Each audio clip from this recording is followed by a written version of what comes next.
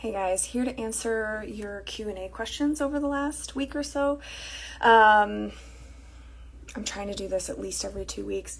In the Family Rules, Chores, and Systems for Discipline workshop on the sales page, it says I will do Q&A once a month, but we're having so many of you sign up, I'm doing it at least every 2 weeks, and that schedule is within your course page. You should see that. You should see when I'm going to be online. I've posted a reel recently that's getting loads of positive feedback. So many of you are new here, whether you're following and join the Family Rules, Chores and Systems for Discipline workshop. And this isn't a question I've received directly, but I've gotten a few negative comments on the reel about obeying the law and obeying authority, which, of course, on a Family Rules document, that's going to be short and sweet. But of course, you should have more nuanced conversations about when the exceptions to things are. Like, the fact that, hitting is never okay unless it's in self-defense. Or, obeying adults. Sure, generally, absolutely, we expect our kids to obey adults, and I don't love the word obey. I didn't want it said at my wedding. When it's said at people's weddings, I kind of cringe. But to listen to and respect adults, we generally, of course, expect our kids to respect and listen to and be kind and respectful to everyone, but especially adults. And so that's a rule that we have. Are there reasons that we might not want our kids to listen to an adult? Yes. If they're saying and doing things that our kids are clear that are not okay, which I think this system helps my kids for sure know where that line is, because sometimes it's a little bit gray. And these rules include my standards and expectations around boundaries. So where my line is between what's okay and what's not okay, and what is that based on for me? For me, it's based on a whole lot of research about what works in relationships and what doesn't. So we have rules about how you can talk to people and how you cannot. And unsolicited advice is not okay. Or, if somebody can't change something about themselves in 30 seconds, then we're not going to say anything about it because that's not helpful or kind or necessary. So getting somebody called me a colonist not colonist, I don't know, a very bad thing, a colonizer, and said that my kids were going to hate me, which is definitely not true. Received a note from somebody who's been using the system since January. She said, I've never been this gentle of a parent. And I can say that is absolutely true for us. This system combines high warmth and high boundaries. And when you have high boundaries, you're being kind to yourself and therefore automatically everyone around you. And then you're teaching them how to do the same. So, I'm not going to please everybody on the internet. When I taught grad school, I didn't please everybody there either. I would get 100 positive reviews and 2 negative student reviews, and those 2 negative reviews would keep me up at night. These aren't keeping me up at night like they used to. I think it takes a little bit of practice, but so if you're trying to put yourself out there, please know not everyone will like what you're doing, and that's okay. But don't keep those 2% of people or less. Don't let that keep you from helping the people who really need what you have. So let's get to the questions here. What do you do if you have a kid who is really struggling and just keeps racking up cards? So I'm not sure if this is the case in this situation, but I am going to remind everybody to watch the entire workshop. What is most important before we focus on strategies for discipline is improving parent-child relationship. The better and better and better that parent-child relationship is, the less and less and less you will need the cards. The higher respect is, the more they will want to please you. Think about the people that you respect. They're jump, and you're like, how high? Within reason.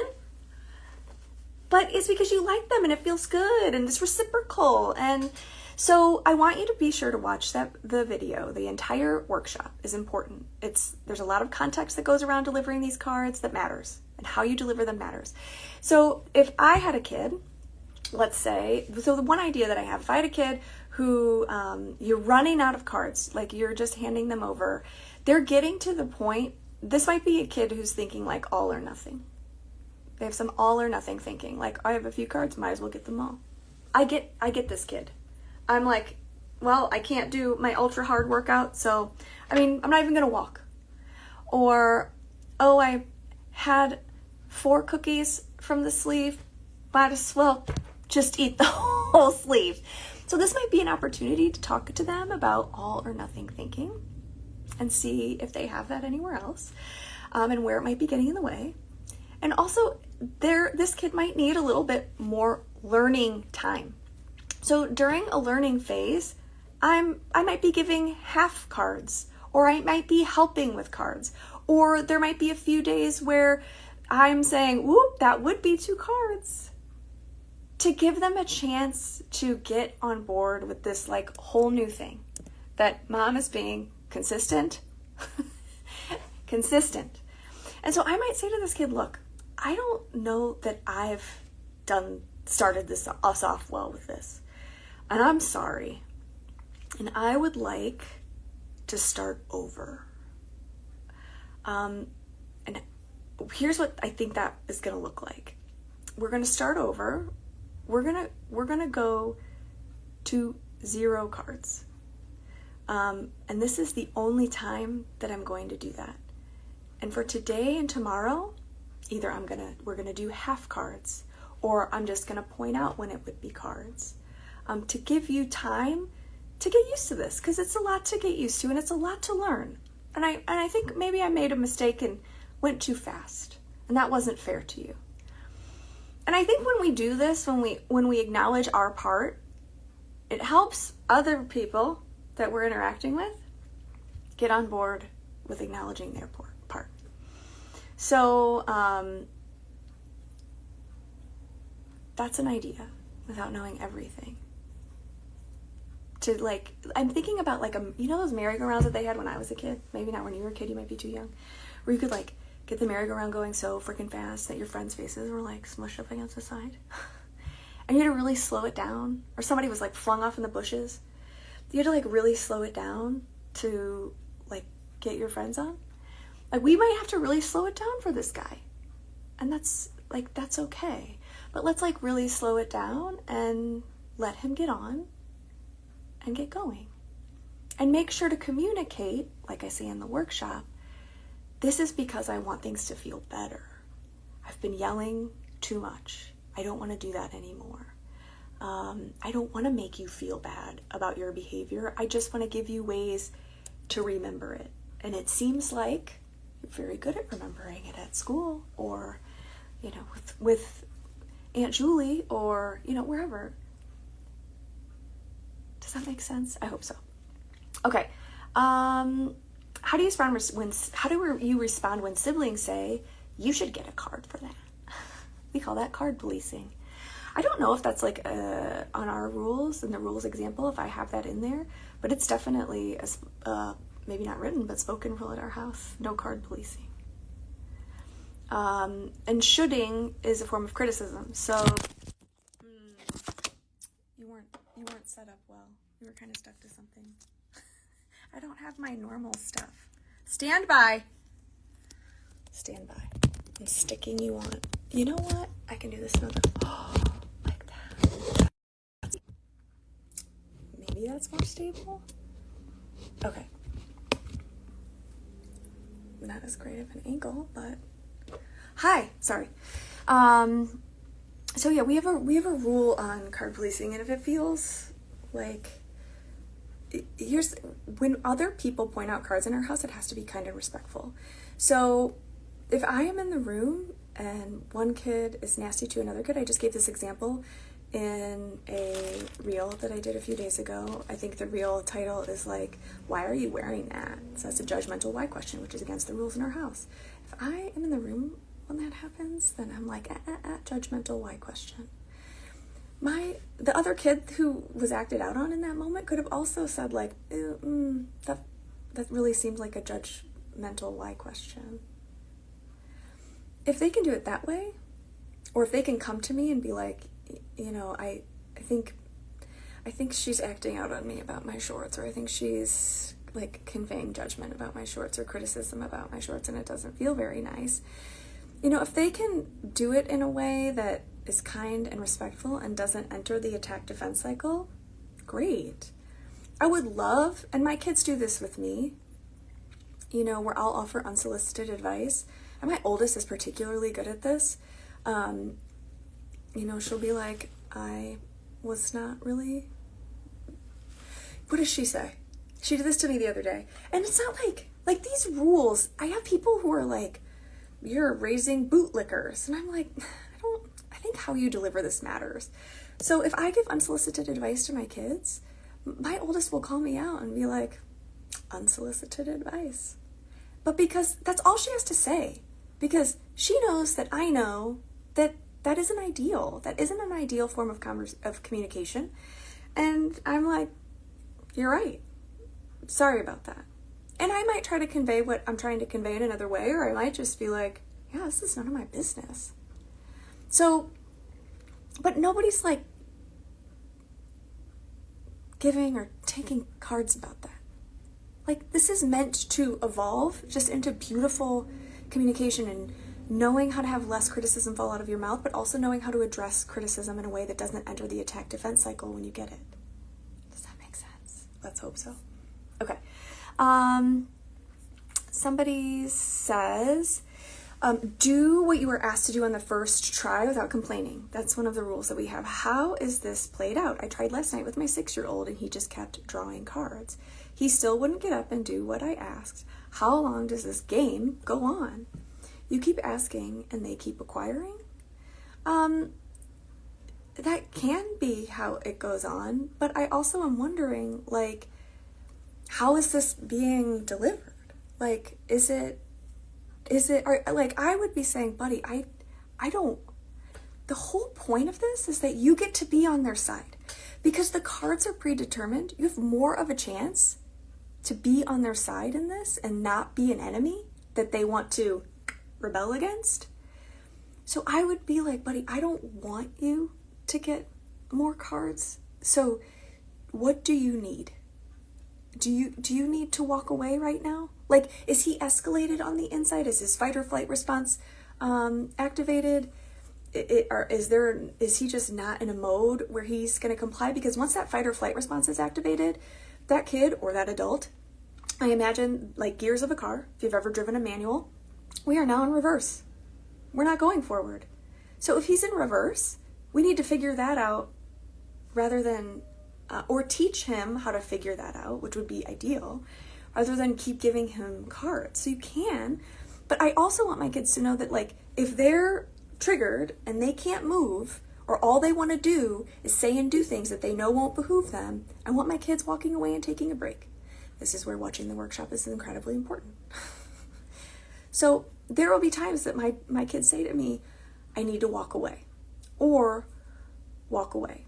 In our house, we all know that that means nothing nice is going to come out of my mouth right now. I am going to make this worse, so I need to walk away. We shorten it, because in those moments it's hard to say all those words, but we all know that when we are triggered, we are literally in reverse, and we are going to do and say things in the moment that we know when we're calm don't behoove our relationships. So, something to think about.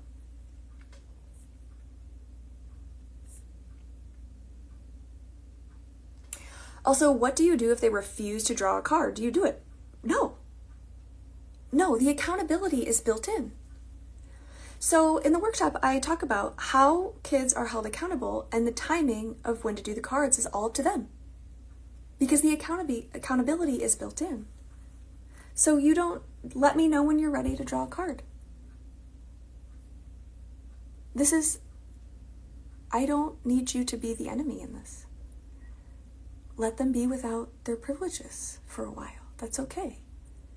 They can choose when to draw the card and when to do the things. When I tell my partner I'm upset, oh wait, no, that's a telling between siblings. Did I already answer these questions? I felt like those were new.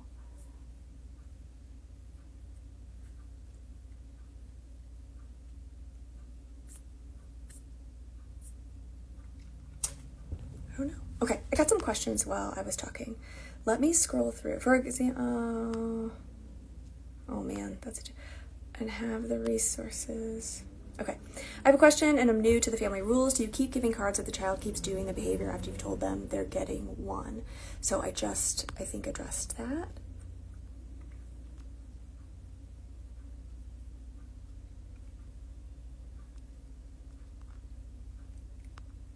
Oh, does somebody want to be live?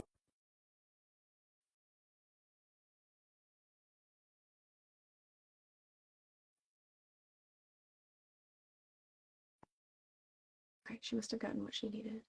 For example, a child is refusing to brush their teeth and you tell them it's X cards, but then they still won't brush. You know, like, if we're coming up on bedtime, for example, I I wouldn't personally, because I know how much sleep is important for behavior. Um, we're going to be way more reactive, 65% more reactive when we're tired. And so I don't want to set this kid up to fail. So if we're talking about like nighttime teeth brushing, this kid doesn't brush their teeth, be like, that's your choice. And you'll be doing cards in the morning, but for right now you're gonna go to bed. Like let let them. I sound like Mel Robbins. Let them accumulate the cards and not brush their teeth. And if the amount of cards doesn't seem to be motivating them, you can increase the cards. Like if it keeps happening. Um, be like, well, unfortunately, like that's gonna be cards. And let's go to bed now. Because I'm not gonna spend time in the back and forth with you delaying bedtime. Dentists everywhere are mad. But I don't need to be in a pissing contest about toothbrushing, especially if they're baby teeth. Yeah. But definitely follow through with the consequence. And hopefully, when you do that from a detached place, like that stinks. I hate that you've gotten cards about this. Um, be more likely to do it the next day. What about a child who turns it back on you? Mom, you broke a rule and should get two cards.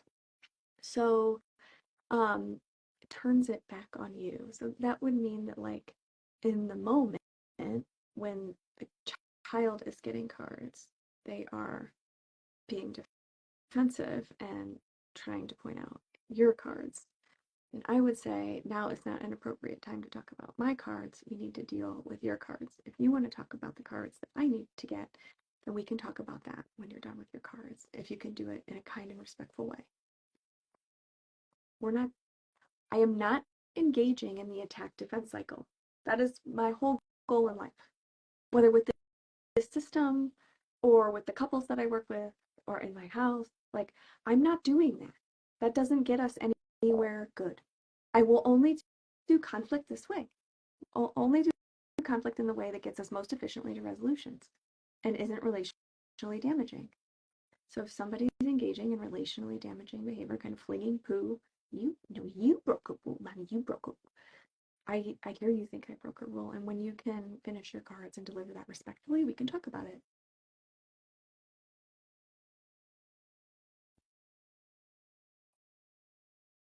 So this system is also part of a bigger membership that is optional. And I didn't used to offer this outside of the membership because the membership includes a communications course, like how to fight course, how to get through conflict, all of which I think totally applies in how we talk to and move through conflict with our kids. So if people are like sticking a little bit and I'm saying things and they're like, you're like, how do you know how to say that? How do you know how to do that? I would recommend doing the Relate Well membership, which is only another, like, you can opt, there's a coupon for it, or a coupon, however you say it. Within your Family Rules, Chores, and Systems for Discipline course page, there is you have a coupon code um, that will deduct the $37 that you paid for the Family Rules, Chores, and Systems for Discipline workshop from the Relate Well membership. You get access to all of our workshops for 3 months, and you will be charged again 3 months later, but you can cancel anytime. But there is a wealth of information there about how to move through conflict really smoothly and stealthily and easily and not damage relationships and not enter the attack defense cycle. And that could be a great next step.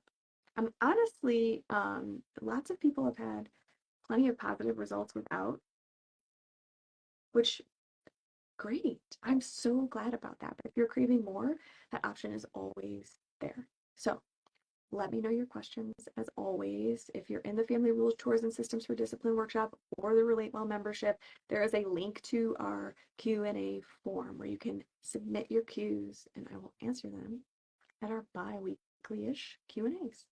Okay, bye guys. Bye.